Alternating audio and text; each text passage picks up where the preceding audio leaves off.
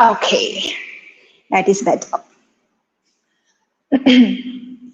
Okay, so welcome to my live tune. So we did one more live session last week, and this is on account of International Women's Month. So we're just celebrating Women's Month, the month of March. So today the topic is menopause and how we can ease through menopause with yoga. But before that, let me talk about the natural ways, how we can manage that transition well. Okay, so now every woman goes through this phase of life, and beginning of around mid 30s, the hormonal production in ovaries starts to slow down, and it slows down even more when they hit 40s. And then uh, and then there will be they experience the hormonal fluctuation through menopause during this time, until they they go to menopause, so which happens around age of 50 for the average woman. And but what most women don't like is the symptoms and the problems associated with the menopause, the changes they go through, the hormonal fluctuation, the drop in estrogen, and the changes, imbalance in hormones causes a lot of issues around her life. And then that transition becomes difficult, and which leads to a lot of people, a lot of women go through the symptoms of like hot flashes, anxiety, depression, um, irritability, sleep problems, insomnia, and so on. So it's not easy to manage that state, because she's going through a lot of emotional problems, emotional changes, and at the same time she has to deal with all these symptoms. But if you're positive and if you follow some natural ways, it's easy to manage this transition well. Now, every woman may or may not get these symptoms, so every woman has different set of symptoms she experiences. So not that each and every one you know get that hot flashes or anxiety or depression. So it's different for every woman. So as a result of this hormonal changes, the fluctuation of estrogen, progesterone in ovaries, the bone becomes dense. Okay, and that's how women are more vulnerable to the fractures. And during this time, also metabolism slows down. The energy levels becomes it changes in the energy levels. Fat cell changes, and that's how women gain more weight easily. So weight gain is again another symptom of the menopause transition. And again, these sudden ups and downs of these hormones, especially the drop in estrogen, causes hot flashes at night.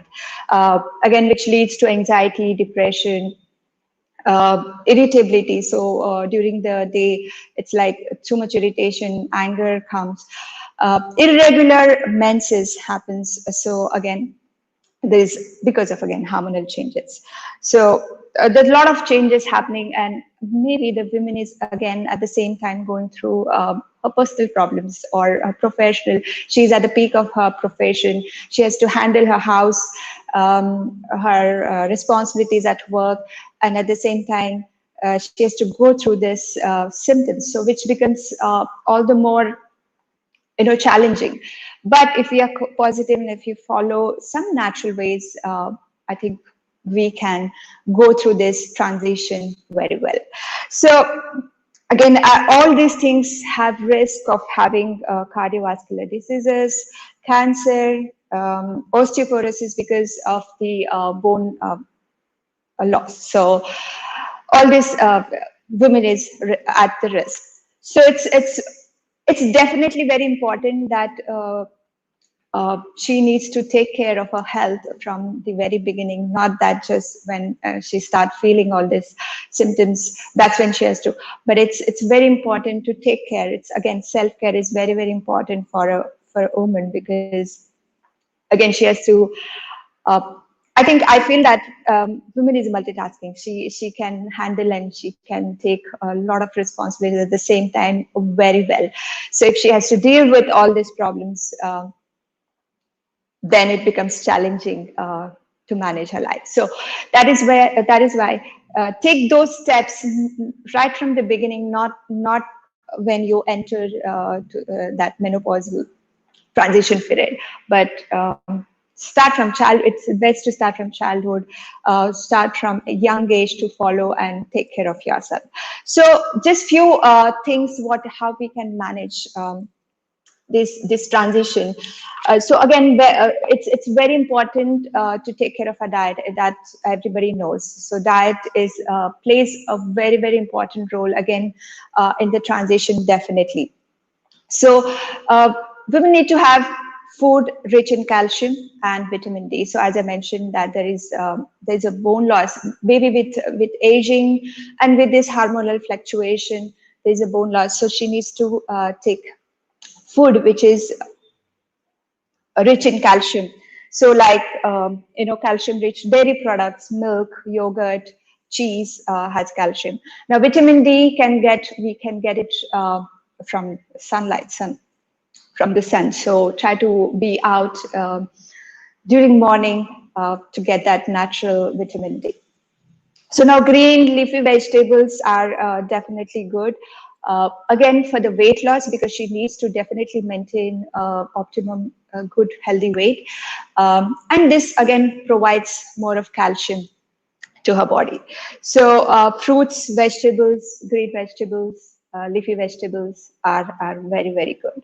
Okay, and try to drink enough and more water. So again, bloating is one of the things which I've come across in ladies. They often mention that I go through bloating a lot. So that will help to reduce bloating. Again, try to take protein-rich food, maybe like meat, fish, eggs. So legumes, nuts, pulses, all this gives protein-rich food. So what happens is, again, as she's going through this transition, she's losing bone mass. So bones become weak. So this will help, proteins will help to build up the bone mass. So again, take care of your diet. This is very important part of going through that transition very well. Okay, so diet is very important. Take care of it. So second thing is maintain healthy weight. Again, maybe due to changing hormones, aging, or lifestyle, women tend to put on weight more during this time. So if we work on it from the beginning, this helps in better transition. And again, obese or if having more weight definitely puts in a lot of risk of cardiovascular heart diseases or diabetes and so on. So try to maintain healthy weight. Again, that is again connected to my next point, exercise regularly. So now I'm not talking about yoga at the moment. I'm going to talk about it and show you some poses and one breathing technique which helps through this transition. Again, let me know from where you are watching. Thank you for watching. From where, if you have any questions, let me know. So exercise regularly. Exercise has again same weightage as your diet. It has to go hand in hand. Okay, so this really helps in hormonal balance. Now, I want to talk about yoga especially. Yoga is the best physical, mental, emotional exercise to bring that balance in your hormones, reduce those stress hormones. Again, you're going to that transition, and there's on top of that, there is again another life stresses we go through. So we are always high on cortisol levels. So yoga definitely helps to reduce that stress, that anxiety. So yoga has I feel that yoga helps a lot, especially during menopause. So the poses which helps in reducing those anxieties, reducing stress are very good. Again, helps to release bloating. during that time. And then there is this restorative yoga, which really helps, which are very calming, because during this time you need something which activates your parasympathetic nervous system, which is telling your body to rest and digest, rest your system, rest your mind and body, and digest your food properly. So all these restorative yoga poses helps to activate this parasympathetic nervous system, where you hold a pose for little longer time, be in that pose, be focus on your breath. That's definitely helps. Now pranayams. So again, restorative yoga definitely helps in reduces hot flashes, anxiety. Now coming to pranayam breathing techniques. A lot of ladies have told me that doing this pranayam, I'm going to show you one technique that helps in reducing hot flashes, feeling that irritability, helps sleep better, reduce stress. So again, pranayam definitely has a lot of, and when you are doing that, oxygenating your lungs, your whole body, there is a definitely a good balance on your hormones.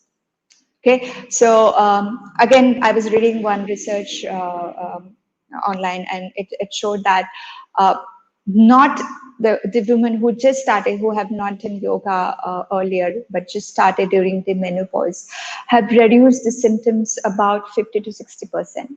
So she felt that stress is reducing, anxiety has gone down, hot flashes have reduced, bloating, all these digestion related issues have gone down. So she felt a significant change in her symptoms during menopause when she started practicing yoga. So it is so powerful. So not that when you are getting symptoms, as I mentioned, start early, start in your start from 20s, childhood.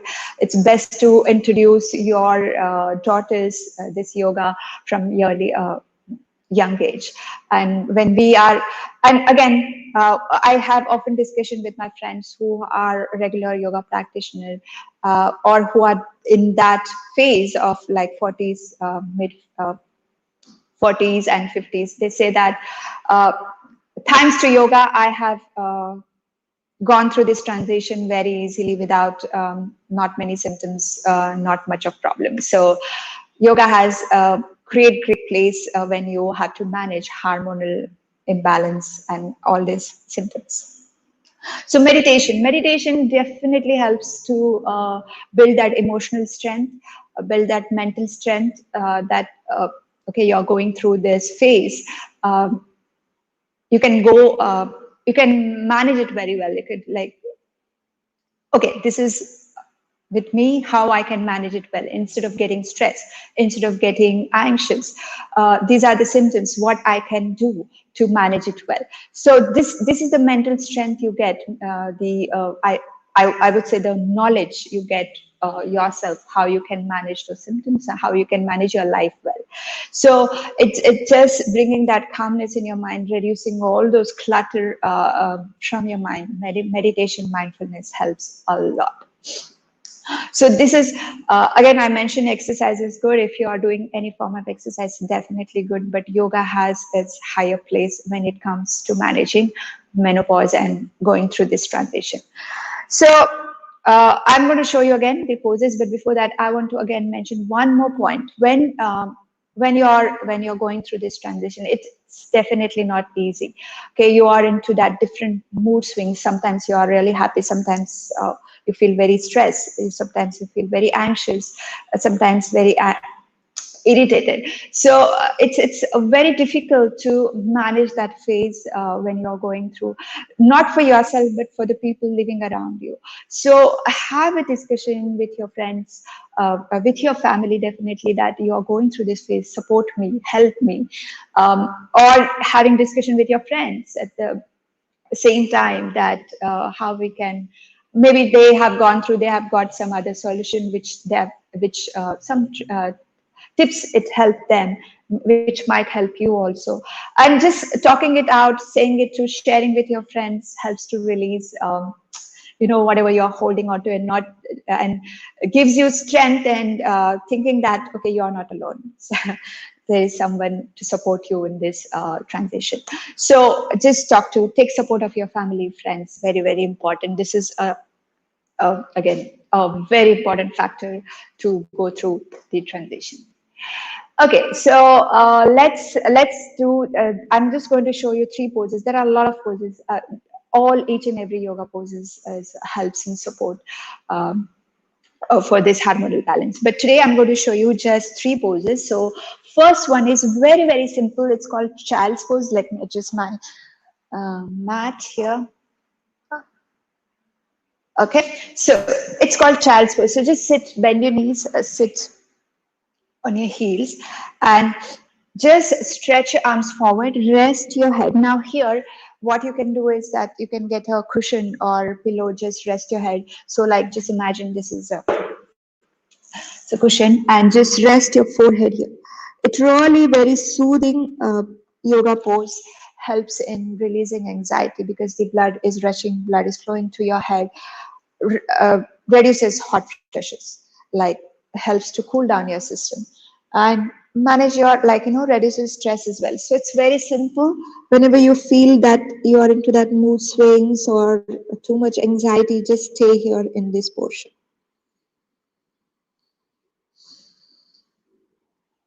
Okay, now next one is Baddha Konasana, but with the support of blocks.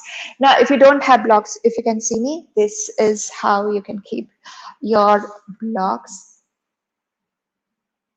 Okay, if you don't have blocks, just keep a stack of cushions, pillows here, and just come into Baddha Konasana and just rest your spine and your head on the block. And it's very, very relaxing pose, as in it helps to open up your lungs, improves your breath, brings that blood flow to your pelvic floor region, to your abdominal region. Very, very relaxing, just calms down your mind, releases anxiety, and so on. Okay, so this comes in the restorative yoga. Again, all those poses are very good. And again, there is a sequence for managing menopause. If you want more help, you can just get in touch with me. Happy to help in that. Okay, now next one is bridge pose. Setu Bandhasan. Again, this pose helps in releasing stress, anxiety. Again, it brings that blood flow to your heart, to your brain, to your face, helps to reduce stress. Okay, so you bend your knees hip distance apart, bring your palms at the side of your heels and just lift your hips higher. Okay, you can, with normal breath, you can hold about 30 seconds or about 5 to 10 breaths.